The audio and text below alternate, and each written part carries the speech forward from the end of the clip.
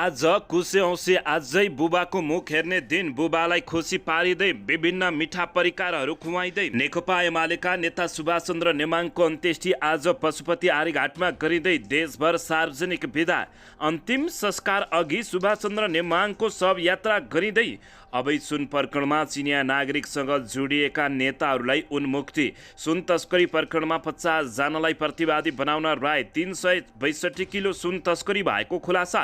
सिआइबीले बुझायो 314 पृष्ठको अनुसन्धान प्रतिवेदन। 29 जना मात्रै प्रतिवादी। 60 किलो सुन तस्करी प्रकरण काठमाडौँ ल्याउने समूहका 1 जना चिनिया नागरिक भारतबाट पक्राउ। गणतन्त्रको पक्षधारबाट देश बन्दैन, यी पार्टीहरूलाई अब पल्टाउनै पर्ने राजेन्द्र लिङदेनको भनाई। राजेन्द्र लिङदेनको प्रस्ताव राजसंस्थालाई मुलुकको अभिभावकीय संस्थाका रूपमा अगाडि बढाउँ देश रक्षाको माग गर्दै राप्रपाले काठमाडौँ गर्यो भीषण प्रदर्शन।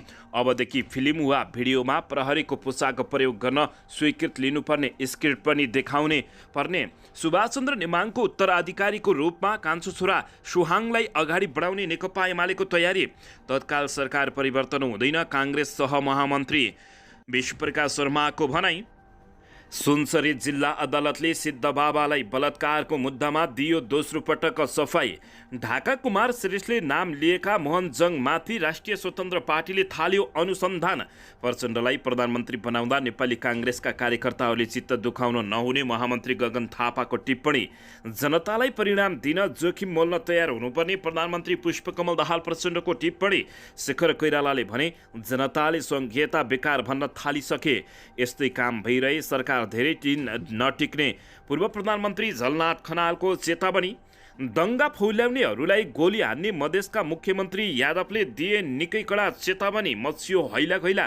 शेखर कोइरालाले भने जनताले सङ्घीयता बेकार भन्न थालिसके, देशमा नेताहरूले नै उथलपुथल गर्दैछन्। 12 कक्षा पासलाई विदेश जान रोक्नु पर्दछ, नेपालमै श्रमशक्तिको आवश्यक भएको अर्थमन्त्री प्रकाश शरण महतोको भनाई। संविधानको मर्म विपरीत आयो शिक्षा विधेयक, शिक्षाविदहरूले गरे विरोध। एससी हटाउने प्रस्ताव। बोर्डको परीक्षा 12 कक्षा 8 सम्म स्थानीय तहले लिने। शिक्षकहरूको नयाँ योग्यता 5 कक्षासम्म पढाउन, स्नातक 10 कक्षाका लागि स्नातकोत्तर हुनुपर्ने। शेयर बजारमा हरियाली, नेप्सेले पार गरे 2000 को बिन्दु र म प्रधानमन्त्री हुँदा अर्थतन्त्रमा आतंक थियो, अहिले त्यस्तो नभएको प्रधानमन्त्री पुष्पकमल दाहाल प्रचण्डको भनाई। अब हेर्नुहोस् पुरा समाचार।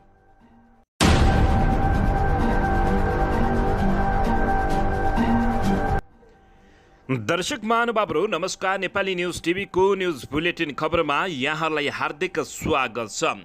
सदाझै आज पनि तपाईँहरूमा देश तथा विदेशका महत्त्वपूर्ण समाचार अपडेटका साथ उपस्थित भइसकेका छौँ।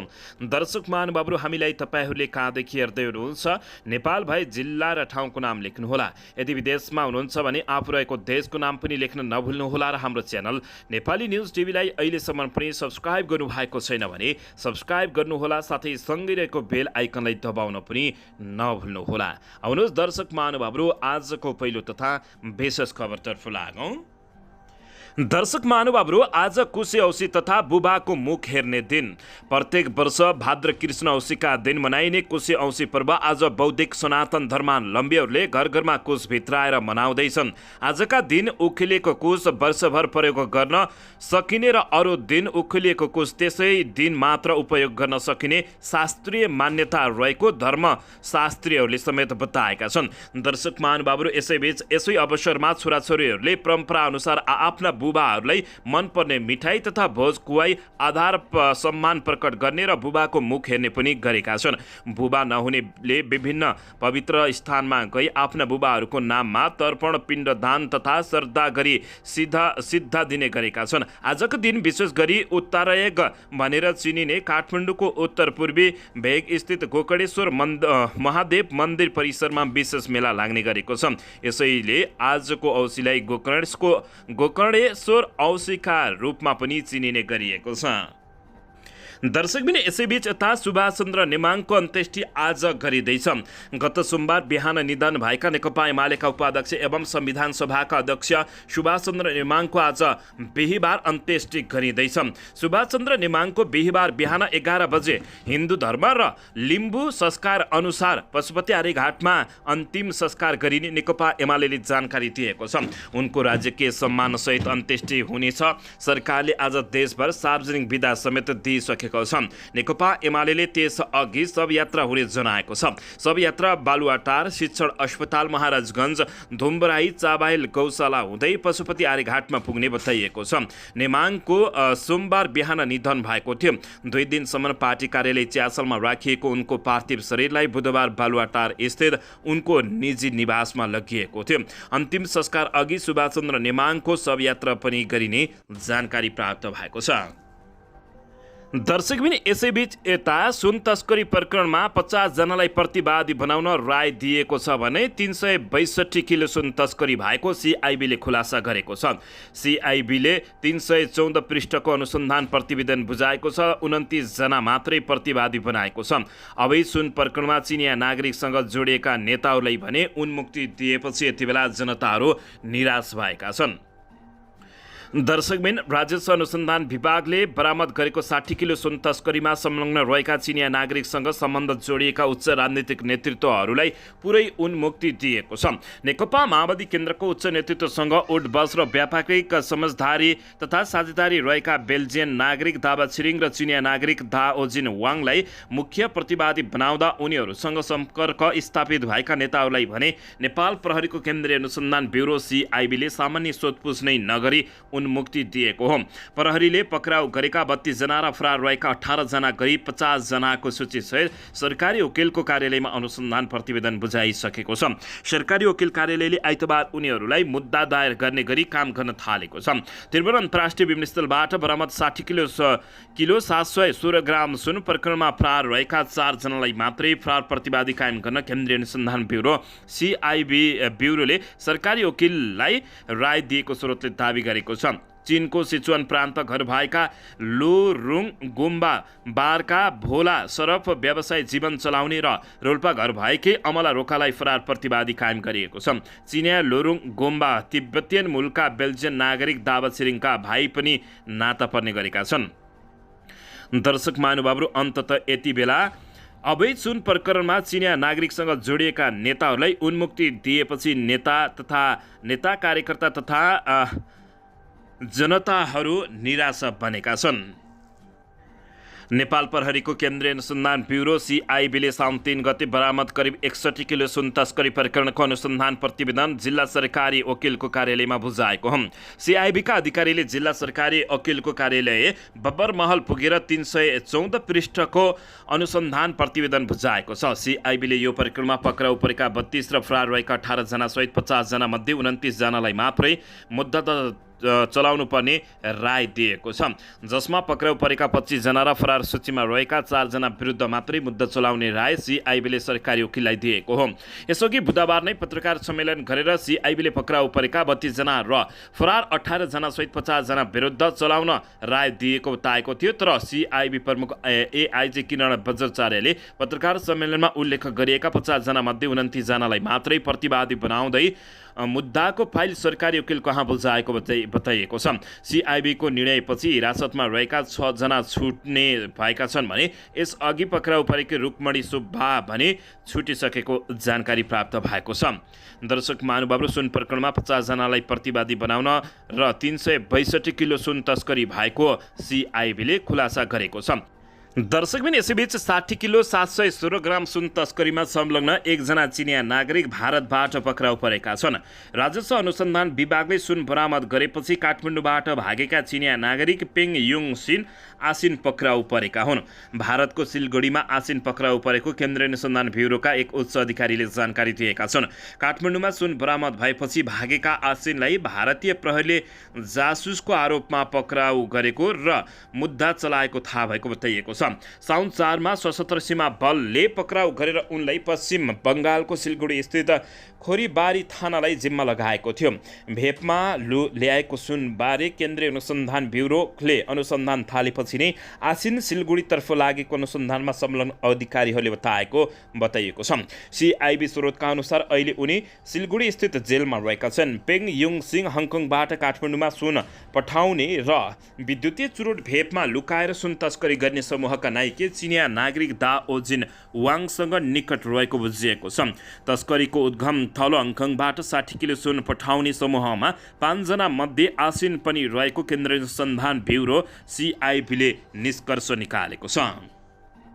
दर्शकबिन यसैबीच यता राष्ट्रिय प्रजातन्त्र पार्टी राप्रपाका अध्यक्ष राजेन्द्र लिङदेनले गणतन्त्र धर्मनिरपेक्षता र संघीयताका पक्षधार पार्टीहरूबाट देश नबन्ने बताएका छन्। हिजो बुधबार काठमाडौँमा आयोजित पार्टीको विरोध सभालाई सम्बोधन गर्दै उनले गणतन्त्रका पक्षधार नेपालका सबैभन्दा जेठोदेखि कान्छो पार्टी एउटै कित्ताको भएको बताउँदै यिनीहरूबाट देशमा समृद्ध सम्भावना नरहेको बताएका छन्। गणतन्त्र धर्मनिरपेक्षता संघीयताका पक्षधार पार्टीहरू जो नेपालको सबैभन्दा जेठोदेखि सबैभन्दा कान्छो पार्टीसम्म सबै एउटै कित्ताका पार्टीहरू हुन्। यिनीहरू एउटै रङका पार्टी हुन्। यिनीहरू पार्टीलाई भोट दिएर यिनै पार्टीलाई बोकेर देश बन्छ भन्नु साँडेको टाङमुनि गएर बाल्टी थाप्नु जस्तै भएकोले बताएका छन्। साँडेको टाङमुनि बाल्टी थापेर दुध आउँदैन उनले भने देशमा राजा सहितको प्रजातन्त्र हिन्दू राष्ट्र संघीयताको खारेजी भ्रष्टाचारको अन्त्य र आफ्नै जीवनकालमा देश बनेको देख्न चाहनेहरूले गणतन्त्रका पक्षधार पार्टीलाई पल्टाउन पर्ने उनको भनाइरहेको हो। युवाहरूले देशमा गरी खाएको देख्न शिक्षा स्वास्थ्य जस्ता विषय अधिकारको रूपमा विकास भएको देख्नका लागि राप्रपालाई नेतृत्वमा पुर्याउन आवश्यक रहेको राजेन्द्र लिङदेनले बताएका छन्। काङ्ग्रेस कम्युनिस्टहरूलाई नेपाली जनताले परिवर्तनका लागि साथ दिए पनि उनीहरू इमानदार हुन नसकेको राजेन्द्र लिङदेनले बताएका छन्। राष्ट्रिय प्रजातन्त्र पार्टी परिवर्तनका लागि अब सडकमा जाने पनि उनले उद्घोष गरेका छन्। सबै दलहरूका नेताहरू विदेशको जुठो पुरो खाएर उनीहरूको निर्देशनमा गणतन्त्र धर्मनिरपेक्षताको पक्षमा उभिएको उनको आरोप रहेको छ। राजेन्द्र लिङदेनले प्रस्ताव गर्दै राज संस्थालाई मुलुकको अभिभावकीय रूपको संस्थामा सबैले मान्नुपर्ने समेत उनले बताएका छन्। राष्ट्रिय प्रजातन्त्र पार्टी राप्रपाका अध्यक्ष राजेन्द्र लिङदेनले राज संस्थालाई मुलुकको अभिभावकीय संस्थाका रूपमा स्वीकार गर्नु प्रमुख 3 दललाई आग्रह गरेका छन्। ठुला दलले अंगीकार गरेको दिल्लीमा भएको 12 बुँदे सम्झौताको बाटोबाट मुलुक दुर्घटनामा फस्ने निश्चित भएको जिकिर गर्दै उनले अब राज संस्थालाई अभिभावकीय भूमिका दिने गरी अगाडि बढ्नुपर्ने समेत प्रस्ताव सारेका छन्। बुधबार काठमाडौँमा राप्रपाले आयोजना गरेको कार्यक्रमलाई सम्बोधन गर्दै जनताबाट प्रत्यक्ष निर्वाचित प्रधानमन्त्री हुने शासकीय व्यवस्था मुलुकका लागि हितकार हुने पनि बताएका छन्। उनले जनताको अधिकारका लागि हो भने संघीयताप्रति आफूहरूको आपत्ति नरहने तर्क गर्दै जनप्रतिनिधिका संख्या भने भारी मात्रामा कटौती गर्नुपर्ने आवश्यक रहेको औँलाएका छन्। दर्शकबिन यसैबीच यता प्रकाश सपुतको गीतमा निकै विवाद आएपछि अनुमति बिना प्रहरी पोसाक प्रयोग नगर्न हेडक्वार्टरले चेतावनी दिएको छ। चलचित्र टेलिचलचित्र म्युजिक भिडियो तथा फेसबुक टिकटक लगायतका लागि भिडियो बनाउने प्रयोजनका लागि अनुमति नलिई पोसाक प्रयोग नगर्न नेपाल प्रहरीले चेतावनी दिएको छ। प्रहरीको पोसाकको दुरुपयोग गरेको भन्दै प्रहरी प्रधान कार्यालय नक्सालले विज्ञप्ति जारी गरेर प्रहरीको श्रव्य दृश्य शाखामा स्वीकृति लिएर मात्र प्रयोग गर्न भनेको छ। प्रहरी प्रवक्ता कुबेर कटायतले हस्ताक्षर गरेको विज्ञप्तिमा भनिएको छ, पूर्व स्वीकृत नलिई वा स्वीकृत परियोजना तथा स्क्रिप्ट अनुसन्धान अनुसार बाहेक अन्य कुनै पनि प्रयोजनका लागि नेपाल प्रहरीले प्रयोग गर्ने पोसाक र त्यसमा प्रयोग हुने दर्जनीय चिन्ह तथा प्रहरीको प्रयोग गराउनु हुन्न भन्ने स्पष्ट पार्दछ बताइएको छ। दर्शकबिन यसैबीच सुभाष चन्द्र नेमाङको उत्तराधिकारीको रूपमा कान्छो छोरा सुहाङलाई अगाडि बढाउने नेकपा एमाले तयारी गरेको बुझिएको छ। हृदयघातबाट निधन भएका संविधान सभाका अध्यक्ष सुभाष चन्द्र नेमाङले आज अन्त्येष्टि हुँदैछ। नेमाङको अन्त्येष्टि हुँदैछ बिहान 11 बजे हिन्दू र लिम्बू परम्परा अनुसार अन्त्येष्टि गरिने बताइएको छ। दर्शक महानुभावहरू दिवंगत नेमाङका जेठा छोरा मिङसो बेलायतमा थिए। उनी हिजो बिहान काठमाडौँ आइपुगेका हुन्। उनी बेलायतमै बस्ने गरेको बुझिएको छ। कान्छा छोरा सुहाङ भने हिजो मङ्गलबार राति नै आएका हुन्। उनी भने अस्ट्रेलिया काम विशेषले गएका थिए। सरकारले नेमाङको अन्त्येष्टिको दिन शोक बिदा दिने घोषणा समेत गरिरहेको छ। दर्शक महानुभावहरू, यसैबीच स्वर्गीय नेमाङको राजकीयका सम्मानका साथ अन्त्येष्टि हुँदैछ। उता एमाले भने सुभाषचन्द्र नेमाङको निधनको शोकमा 3 दिन देशका पार्टी कार्यालयहरूमा झण्डा आधा झुकाउने समेत निर्णय गरेको जानकारी प्राप्त भएको छ। नेकपा एमाले कान्छो छोरा सुभाङलाई नै सुभाषचन्द्र नेमाङको उत्तराधिकारीको रूपमा अगाडि बढाउने बुझिएको छ। नेमाङको निधनसँगै रिक्त हुने इलाम क्षेत्र नम्बर 2 को उपनिर्वाचन मार्फत नै सुहाङले सक्रिय राजनीतिमा पाइला टेक्न सक्ने अनुमान सुरु गरिएको छ। नेकपा एमाले यसअघि पनि आफ्ना नेताको निधन भएपछि भएका निर्वाचन मार्फत स्वर्गीय नेताहरूका परिवारका सदस्यहरूलाई नै अवसर दिएको इतिहास छ। विद्यादेवी भण्डारीदेखि विद्या भट्टराईसम्मको इतिहासलाई हेर्ने हो भने सुभाषचन्द्र नेमाङको उत्तराधिकारीको रूपमा सुहाङले नै राजनीतिमा डेब्यू गर्ने अनुमान समेत गर्न सकिनेछ। गत वर्ष मङ्सिरमा भएको निर्वाचनमा सुभाषचन्द्र नेमाङले काङ्ग्रेसका डम्बरबहादुर खड्कालाई पराजित गरेका थिए। सुभाषचन्द्र नेमाङ र खड्काबीच जम्मा 1014 मतको अन्तर रहेको थियो। दर्शकबिन यसैबीच यता नेपाली काङ्ग्रेसका महामन्त्री विश्वप्रकाश शर्माले तत्काल सरकार परिवर्तन नहुने बताएका छन्। बुधबार नेपाली काङ्ग्रेसका कार्यकर्ताहरूलाई प्रशिक्षण दिन सिन्धुली आएका शर्माले पत्रकारहरूसँग कुराकानी गर्दै यस्तो बताएका हुन्। प्रेस युनियन सिन्धुलीले बुधबार सिन्धुली गढीमा आयोजना गरेको पत्रकार सम्मेलनमा उनले नेपाली काङ्ग्रेस तत्काल सरकार परिवर्तन गर्ने सोचमा नरहेको समेत बताएका छन्। उनले भने हाम्रो सरकार बनाउने सांसदको अङ्कगणित पुग्ने भए नेपाली काङ्ग्रेसले आफै सरकार बनाउँथ्यो, दोस्रो दलको नेतृत्वमा बस्दैनथ्यो। एक्लै सरकार चलाउन सक्ने अवस्था नभएकाले वर्तमान सरकारलाई नै साथ दिएर सहकार्य कायम राख्छ। नेपाली काङ्ग्रेसले तत्काल सरकार बनाउने विषयमा नसोचेको उनले बताएका छन्। नेपाली काङ्ग्रेसले सरकारले खबरदारी गर्नुपर्दछ, कमजोरी केलाउनु पर्दछ र सरकारलाई साथ दिनुपर्दछ। तर नेपाली काङ्ग्रेसले सरकार परिवर्तन गर्न तत्काल सोच्ने बेला भएको छैन, शर्माले बताएका छन्। नेपाली काङ्ग्रेसका कार्यकर्ताहरूबाट तत्काल काङ्ग्रेसको नेतृत्वमा सरकार बनाउन सुझाव दिइरहेको भए तापनि सरकार परिवर्तन नहुने उनले बताएका छन्। कुनै पनि दलले एकल सरकार बनाउने अवस्था सांसदमा नरहेको उनले बताउँदै सरकारले भ्रष्टाचारका फाइल खोलेको छ, भ्रष्टाचारको अनुसन्धानलाई सघाएर नेपाली काङ्ग्रेस अगाडि बढ्नुपर्ने उनले बताएका छन्। दर्शक महानुभावहरू, यसैबीच यता आफ्नै अनुयायीमाथि बलात्कार गरेको आरोप लागेका सुनसरी चतरधामका सिद्धबाबा भनिने कृष्ण बहादुर गिरीलाई सुनसरी जिल्ला अदालतले सफाई दिएको छ। अदालतका न्यायाधीश हरिप्रसाद कोइरालाको इजलासले बुधबार माग दाबी नपुगेको भन्दै आरोपितले कसुरबाट सफाई पाउने फैसला गरेको बताइएको छ। यसअघि पनि जिल्ला अदालतले यसअघिको फैसला पुनर्विचार गर्न भन्दै उच्च अदालत विराटनगरले जिल्लामा मुद्दा फर्काएको थियो। सिद्धबाबा विरुद्ध जिल्ला अदालतमा परेको जबरजस्ती गर्ने मुद्दामा निवेदनको माग नपुग्ने अन्तिम फैसला भएको अदालतका तहसिलदार भरतमणि पोखरेलले बताएका छन्। उनले दोस्रो पटक अदालतबाट सफाई पाएका हुन्। जिल्ला अदालतका न्यायाधीश अर्जुन कोइरालाको इजलासले सिद्धबाबालाई 2077 मङ्सिरमा सफाई दिएको थियो। सो मुद्दालाई उच्चले जिल्लामा फर्काएपछि 2079 असार 14 गते पुनः मुद्दा दर्ता भएको थियो। सोही मुद्दाको सुनवाई गर्दै अदालतले निवेदनको दाबी नपुग्ने भएकाले उनलाई आरोपबाट सफाई दिने फैसला सुनाएको हो। एक महिला अनुनयीले 2076 कार्तिक 4 गते किटानी जारी गरेपछि सिद्धबाबा विरुद्ध मुद्दा दायर भएको थियो। दर्शकबिन यसैबीच यता नेपाली काङ्ग्रेसका महामन्त्री गगन कुमार थापाले नेपाली काङ्ग्रेस लोकतान्त्रिक र प्रतिस्पर्धात्मक राजनीतिमा विश्वास गर्ने पार्टी भएकाले द्वन्द्वमा लागेको माओवादीलाई शान्ति प्रक्रियामा ल्याएर देशको समृद्धितर्फ अगाडि बढिरहेको बताएका छन्। प्रधानमन्त्री प्रचण्डलाई प्रधानमन्त्री बनाउँदा काङ्ग्रेस कार्यकर्ताले चित्त दुखाउन नहुने महामन्त्री गगन थापाले बताएका हुन्। काङ्ग्रेस पोखरा महानगर समितिको दोस्रो महानगर सम्मेलनलाई बुधबार पोखरामा सम्बोधन गर्दै उनले देशको सबैभन्दा ठूलो राजनीतिक पार्टी नेपाली काङ्ग्रेस भए तापनि राजनीतिक व्यवस्थापन गर्दा पहिला माओवादी केन्द्रका अध्यक्ष पुष्पकमल दाहाल प्रचण्डलाई प्रधानमन्त्री स्वीकार गर्दा काङ्ग्रेसका कार्यकर्ताले चित्त दिखाउन नहुने बताएका छन्। काङ्ग्रेस सबैको हित चाहने पार्टी हो। काङ्ग्रेस आम जनताको सुख दुःखमा साथ दिने पार्टी हो। उनले भने जनताको विश्वास पनि काङ्ग्रेसको पार्टीमा रहेकाले नयाँ उम्रेका पिपलपाती पार्टी क्षणिकका लागि भएको समेत उनले बताएका छन्। मिसन 2084 सालमा पनि नेपाली काङ्ग्रेस नै सबैभन्दा ठूलो पार्टी बन्ने दावी गर्दै कार्यकर्ताहरूलाई विचलित नहुन उनले आग्रह गरेका छन्। नेपाली काङ्ग्रेस सीमित व्यक्ति मात्र नभई सबै जनता धनी भएको देख्न चाहन्छ। महान बीपीको सिद्धान्त पनि जनता धनी हुन् भन्ने नै थियो उनले बताएका छन्। काङ्ग्रेस भ्रष्टाचार विरोधी अभियानमा रहेको भन्दै उनले भ्रष्टाचारमा लाग्ने आफ्नै नेता तथा कार्यकर्तालाई पनि जोगाउने पक्षमा पार्टी नरहेको स्पष्ट पारेका छन्। दर्शकबिन यसैबीच यता मध्य प्रदेशका मुख्यमन्त्री सरोज कुमार यादवले हिन्दू र मुस्लिम बीच दङ्गा फैलाउनेलाई गोली हान्ने चेतावनी दिएका छन्।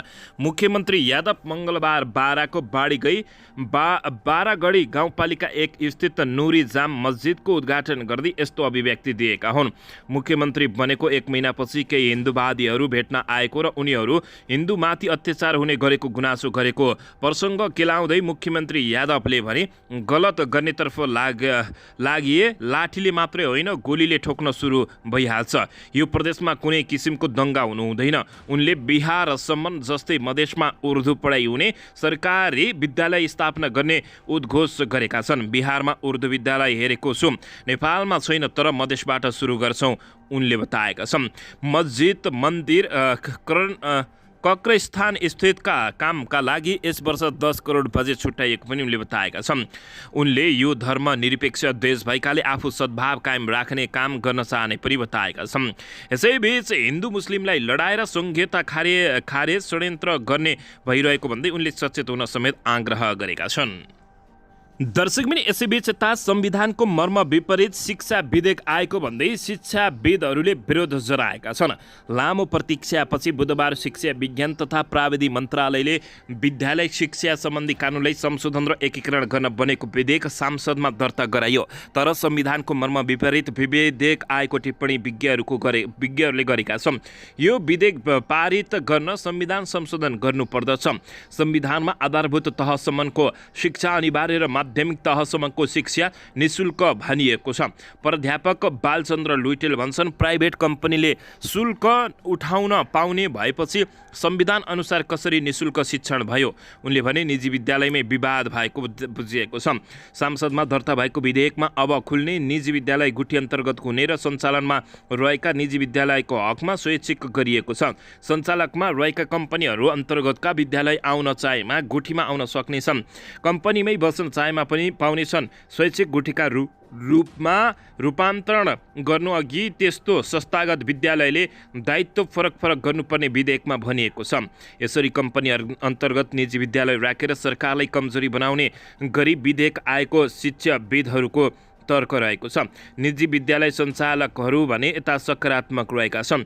दर्शकबिन माध्यमिक शिक्षा परीक्षा यसरी नगर्ने गरी विधेयक आएको छ। दर्शकबिन यसैबीच यता सरकारले माध्यमिक तह स्टेम विधिबाट पठन पाठनको प्रस्ताव समेत गरेको जानकारी प्राप्त भएको छ। 3 तहको सरकारबीच अधिकार बाँडफाँड समेत गरिएको छ। राज शिक्षकलाई समेत यति बेला राहत भएको समेत बुझिएको छ। शिक्षकले बहुविवाह गर्न नहुने, प्रदर्शन हडताल गर्न पनि प्रतिबन्ध समेत लगाएको बुझिएको छ। अभिभावकसँग सापटी वा सहयोग लिन नपाउने शिक्षकले बताइएको छ। दर्शक महानुभावहरू, तपाईँहरूले अवश्य पनि पढ्नु भएको होला। यसबारे तपाईँहरूले के भन्न चाहनुहुन्छ? शिक्षा विधेयक प्रस्ताव भएको छ, यसबारे प्रतिक्रिया दिनुहोला। दर्शकबिन यसैबीच यता यस्तै काम भइरह्यो भने यो सरकार धेरै दिन नटिक्ने पूर्व प्रधानमन्त्री झलनाथ खनालले घोषणा गरेका छन्। नेकपा एकीकृत समाजवादी पार्टीका सम्मानित नेता एवं पूर्व प्रधानमन्त्री झलनाथ खनालले सरकारको काम कारबाही ठिक नरहेको बताउँदै धेरै दिन टिक्न नसक्ने चेतावनी दिएका छन्। बुधबार पार्टीको महिला सङ्गठनले आयोजना गरेको तीज विशेष कार्यक्रमलाई सम्बोधन गर्न जनकपुर आइपुगेका पूर्व प्रधानमन्त्री खनालले पत्रकारहरूसँग उक्त चेतावनी दिएका हुन्। सरकार अब ढल्छ भनेको होइन, तर यस्तै रवैया रहिरह्यो भने धेरै दिन टिक्दैन। म अहिले पनि भन्छु, उनले भने। समाजवादी मोर्चाका कारण काङ्ग्रेस सशाङ्कित हुनुपर्ने कारण नरहेको बताउँदै खनालले गठबन्धनलाई मोर्चा भन्दा पनि सरकारबाट जोखिम रहेको बताएका छन्। उनले संहितामा धेरै विकृत र जनतालाई मन नपर्ने देखिएकाले त्यसको विषयमा समीक्षा गरी सुधार गर्न आवश्यक रहेको समेत बताएका छन्। झलनाथ खनालले गौर हत्याकाण्डका सम्पूर्ण मुद्दा खारेज गरिनुपर्छ भन्ने विषयमा समाजवादी मोर्चामा कुनै पनि छलफल नभएको भन्दै यो हत्याराहरूलाई बचाउने खेल भएको समेत उनले बताएका छन्। संहिताको प्रयास असफल भएको छ र यो खारेज हुनुपर्ने झलनाथ खनालको माग रहेको छ। एकीकृत समाजवादी पार्टीका सम्मानित नेता तथा पूर्व प्रधानमन्त्री झलनाथ खनालले संहिताको प्रयोग सफल हुन नसके देशबाट संहिता खारेज हुन सक्ने बताएका छन्।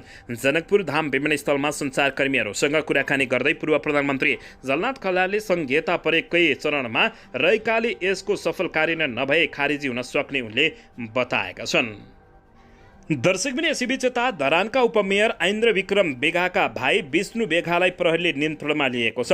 बेगा सहितको समूहले धरान 15 सूर्य बस्तीका सन्देश राईलाई कुटेको आरोपमा उपमेयरका भाइ विष्णुलाई नियन्त्रणमा लिएको इलाका प्रहरी कार्यालय धरानले जानकारी दिएको छ। मङ्गलबार धरानमा भएको ग्याङ फाइटको अनुसन्धानका लागि विष्णुलाई नियन्त्रणमा लिएको धरानका डिएसपी नवराज मल्लले जानकारी दिएका हुन्। विष्णुको समूहले सुरुमा सन्देश राईलाई धारिलो हतियार प्रहार गरी घाइते बनाएको थियो।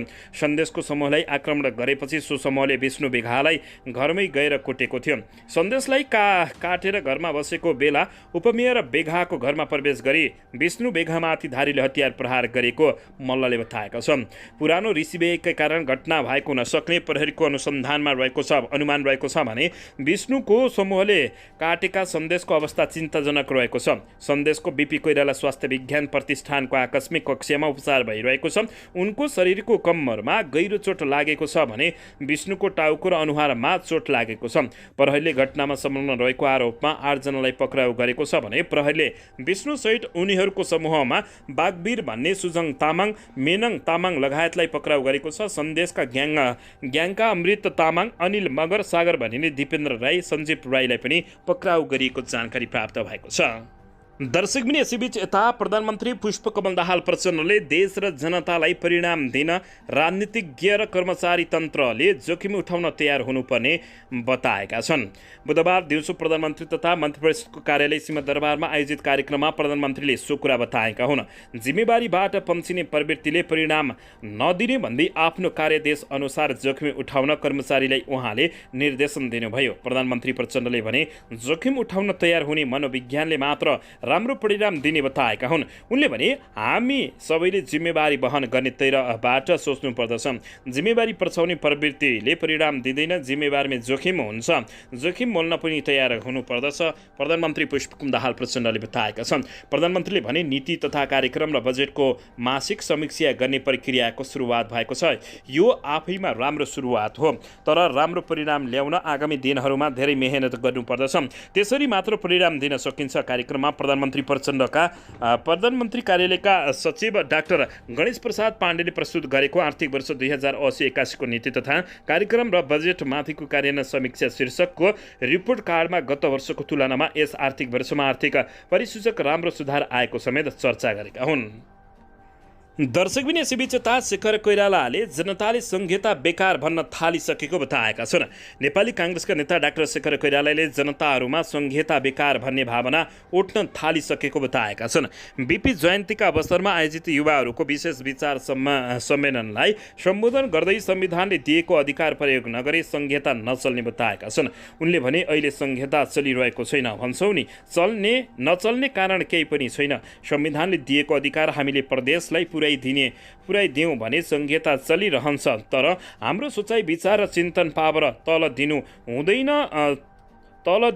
भन्ने छ। सबै केन्द्र माता हातमा भएपछि मुख्यमन्त्रीको कुरा कसैले नसुनेको समेत उनले बताएका छन्। शेखर कोइरालाले जनताले संहिता बेकार भन्न थालिसकेको बताएका हुन्। दर्शकबिन यसैबीच यता एमसिसीको प्रसारण लाइन ठेक्का खारेज गर्न अर्थमन्त्री प्रकाश शरण महतले सिधै आदेश दिएका छन्। अरूमा कुरा जान्दिन, अब एमसिसीका लागि धेरै पैसा थप्न सकिँदैन, त्यो ठेक्का प्रक्रिया रद्द गर्नुहोस् र रिबिडिङतिर लाग्नुहोस्।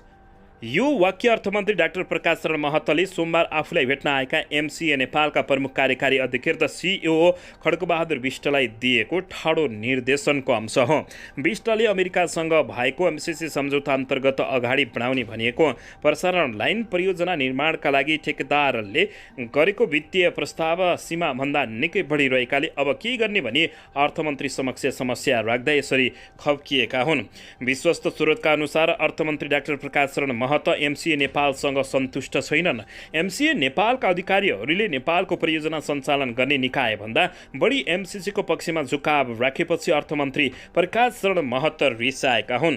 त्यसमाथि पहिलो एमसिएका अधिकारीहरूसँग चुच्चोमुच्चो मिलाउने र पछि आफू समक्ष आएर हजुर एमसिसीवाला मान्दैनन्, यसै गर्नुपर्छ भन्छन् भन्दै घुमाउरो दबाब दिने काम गरिरहेपछि एमसिए नेपालका पदाधिकारीसँग अर्थमन्त्री प्रकाश शरण महत आजित बनिसकेको बनाइएको छ। अहिलेसम्म जस्तोसुकै प्रसारण लाइन विस्तार गर्दा पनि नेपाल विद्युत प्राधिकरणले प्रति किलोमिटर 9 करोड रुपियाँभन्दा बढी खर्च गरिएको छैन। तर एमसिए नेपालले प्रसारण लाइन निर्माणका लागि गरेको ठेक्कामा प्राप्त वित्तीय प्रस्ताव अध्ययन गर्दा औसतमा प्रति किलोमिटर कम्तीमा 15 करोड रुपियाँ खर्च हुने देखिएको छ। यो लागतभन्दा 60% बढी भएको छ। यदि यो लागतमा एमसिएले प्रसारण लाइन विस्तार ठेक्का दिएमा आगामी दिनमा नेपाल विद्युत प्राधिकरणले लगाउने प्रसारण लाइनको हरेक लागत स्वतः मङ्गिनेछ, किनकि विदेशी कम्पनीले प्रस्ताव पेश गर्दा एमसिए नेपालहरू परियोजनाको लागतलाई नै आधार मानेर महँगोमा ठेक्का लिने प्रयास गर्नेछन्। दर्शक महानुभावहरू, यति बेला फेरि एमसिसी विरुद्ध निकै ठुलो चलखेल सुरु भएको छ। यसबारे तपाईँहरूले के भन्न चाहनुहुन्छ? प्रतिक्रिया दिन नभुल्नुहोला। दर्शकबिन, यसैबीच यता जनताको करमा जनप्रतिनिधि र कर्मचारीले रजाई गरेको खुलासा भएको छ। गाउँपालिकाको पैसाले जन्मदिनको उत्सव मनाएका छन्। हेमनाथ थापा 5 वर्ष गाउँपालिका अध्यक्ष रहँदा 1 करोड 30 लाख बेरिज देखाएको पाँचथरको तुम्बेवा गाउँपालिकामा लगातार वित्तीय अनुशासन विपरीतका गतिविधि भइरहेको पाइएको छ। हाल बाबुराम खड्का गाउँपालिका अध्यक्ष छन्। उनले त अझ गाउँपालिकामा जनताबाट उठाइएको करले गत जेठको 24 गते जन्मदिनको उत्सव समेत मनाएको खुलासा भएको छ। गाउँपालिकामा कार्यरत 6 जना कर्मचारीहरूको पनि जन्मोत्सव जनताबाट उठाइएको करले नै मनाइएको प्रमाण शिलापत्रले फेला पारेको छ। जनताको करले जन्मदिन मनाउने कर्मचारीहरूमा रोजगार संयोजक नगेन्द्र खड्का, वडा नम्बर 2 का सचिव परशुराम लामिछाने, गाउँपालिकाको असिस्टेसन सब इन्जिनियर जयप्रकाश लिम्बू, साना सिँचाइ कार्यक्रमका फोकल पर्सन समुद्र धामी, अपाङ्गता सहजकर्ता वन्दना खत्री र कार्यालय सहयोगी वीरेन्द्र खड्का रहेको जानकारी प्राप्त भएको छ। दर्शकबिन, जनताको करमा जनप्रतिनिधि र कर्मचारीहरूले रजाई गरेका छन्। गाउँपालिकाको पैसाले नै जन्मदिनको उत्सव समेत मनाएका छन्। दर्शक महानुभावहरू, यो घटना पाँचथरको तुम्बेवा गाउँपालिकामा देखिएको हो।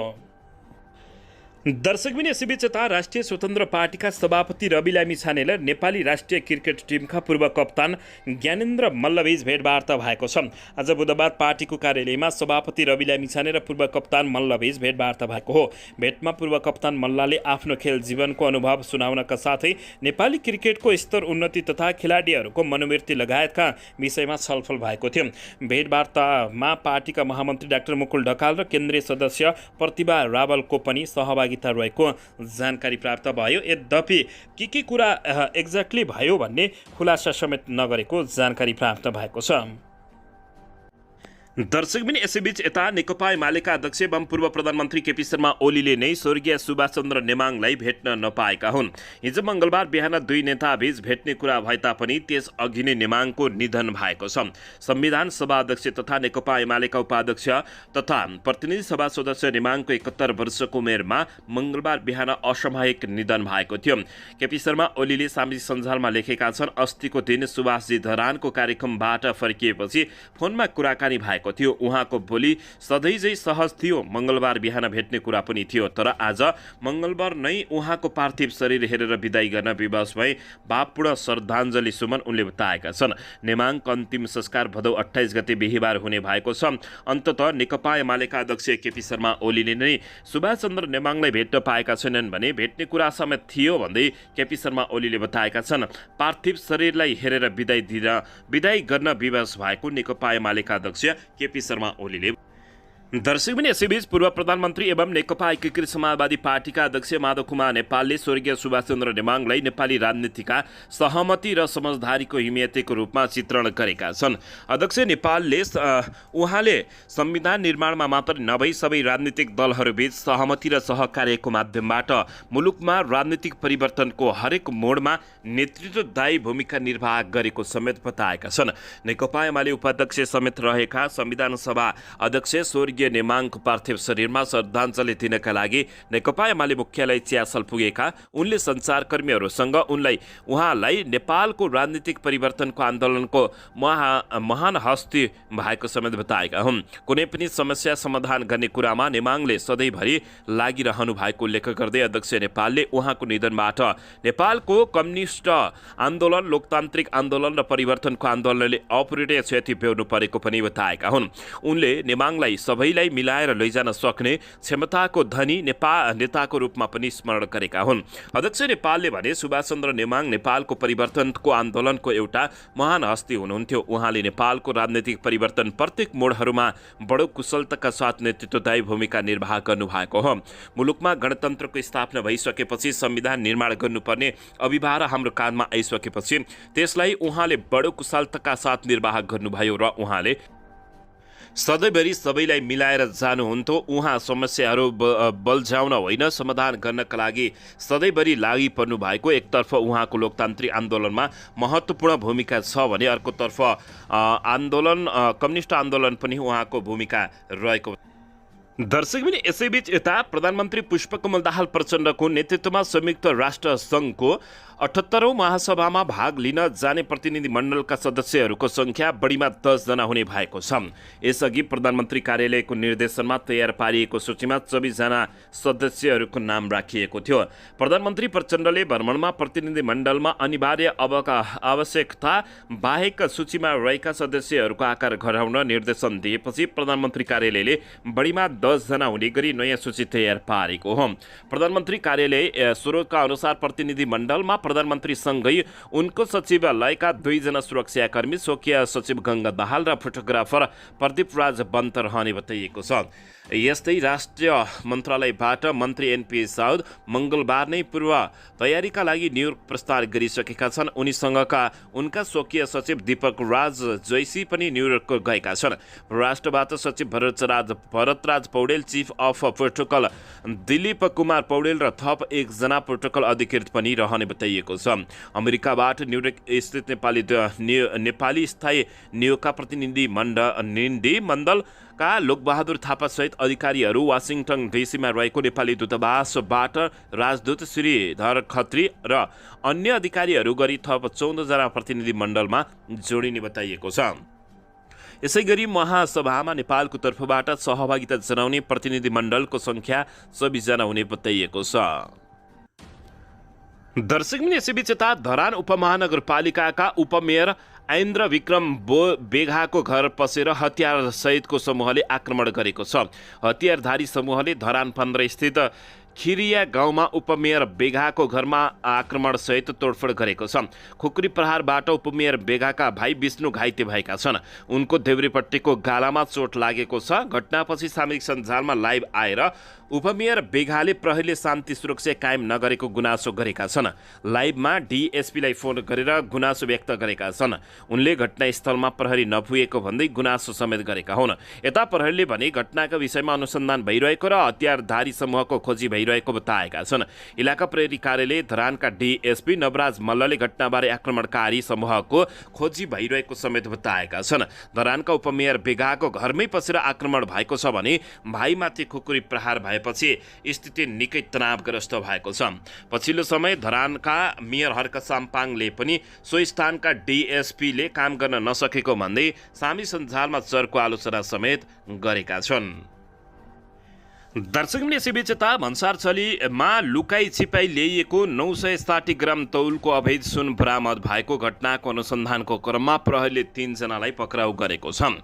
पक्राउ पर्नेमा काभ्रे खानीखोला गाउँपालिका 3 घर भई पनौती नगरपालिका 5 बस्ने 28 वर्षीय बाबुलाल दोङ, काभ्रे रोसी गाउँपालिका 3 घट्टेखोला बस्ने 33 वर्षीय जगत लामा र काभ्रे महाभारत गाउँपालिका 3 सानो खोला पोखरा घर भई हाल बनेपा बस्ने 36 वर्षीय मिङमा दोर्जे स्यान्तन रहेका प्रहरी केन्द्रीय प्रवक्ता तथा प्रहरी नायब महानिरीक्षक कुबेर कट्टायतले जानकारी दिएका छन्। उनका अनुसार हिमालय एयरलाइन्सद्वारा दुबईबाट नेपाल आएका बाबुलालले भन्सारछली अवैध सुन लुकाई छिपाई ल्याएको भन्ने विशेष सूचनाको आधारमा जिल्ला प्रहरी परिसर काठमाडौँबाट खटिएको प्रहरीले खोजी गर्ने क्रममा काठमाडौँ महानगरपालिका 9 त्रिभुवन अन्तर्राष्ट्रिय विमानस्थल बाहिर सार्वजनिक सडक पेटिकामा हिँड्दै गरेका बाबुलाललाई मलद्वारमा लुकाई छिपाई राखेको अवस्थामा उक्त परिणामको सुनसहित तत्काल फेला पारी पक्राउ गरेको थियो।